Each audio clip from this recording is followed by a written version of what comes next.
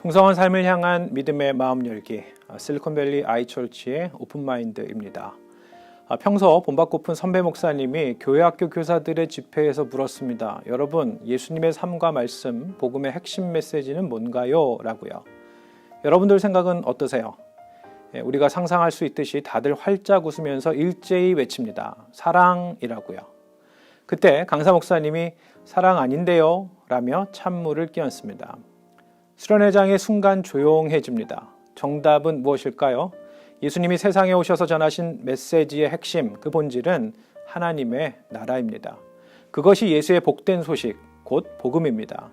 그렇다면 사랑은 무엇일까요? 사랑은 선포된 하나님 나라가 구체적으로 실현되는 모습, 현상인 것이죠. 한편 복음에 대한 좀 더 심각한 오해는 복음을 단지 예수천당 불신지옥으로 단순화시키는 경우입니다. 예수 믿으면 복받고 천국 가, 안 믿으면 지옥, 당장 죽으면 천국 갈 수 있어 라며 이 천국, 즉 하나님의 나라를 저 높은 곳에 위치한 하늘나라로 혹은 죽음 이후 영생복락의 세계로만 여기는 것이죠. 사실 천국은 바실레이아 투테우, 즉 하나님의 나라라는 원문을 한자어로 번역한 것에 불과한데요. 여기에서 많은 분들이 죽으면 가는 저 높은 하늘나라를 연상하게 된 것이죠. 물론 영원한 세계, 하나님의 영생의 차원은 있습니다. 복된 메시지 맞습니다. 하지만 예수께서 진실로 전하신 복음의 핵심은 이 땅 가운데 임하신 하나님 나라입니다. 예수님의 공생의 사역 첫 번째 메시지를 보세요. 요한이 잡힌 후 예수께서 갈릴리에 오셔서 하나님의 복음을 전파하여 이르시되 때가 찼고 하나님의 나라가 가까이 왔으니 회개하고 복음을 믿으라 하시더라.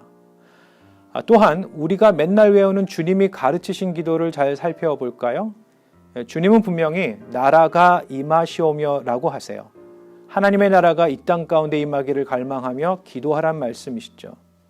천국 복음을 여느 종교처럼 내세에 대한 소망으로만 간주하면 오히려 복음을 위험하게 만드는 것입니다.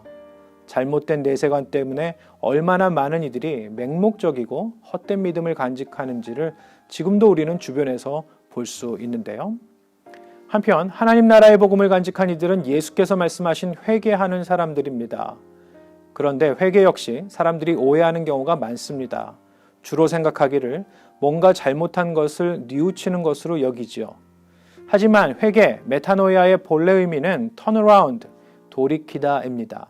삶에 대한 생각, 살아가는 방식을 근원적으로 완전히 바꾼다는 것이죠. 그러니 예수께서 회개하라 하신 말씀은 이제 세상의 삶의 방식이 아닌 하나님 나라의 방식으로 생각과 삶을 바꾸라는 말씀이세요. 그렇게 변화된 방향을 지니면 당연히 자신들이 잘못한 일들을 뉘우치는 것은 자동적으로 따라오는 회개의 열매인 것이죠.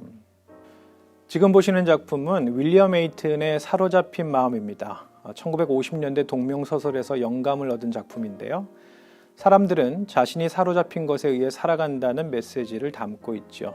오늘을 사는 우리도 무언가에 사로잡혀 살아갑니다. 하나님의 복음은 그런 점에서 우리에게 선택하라 요청하지요.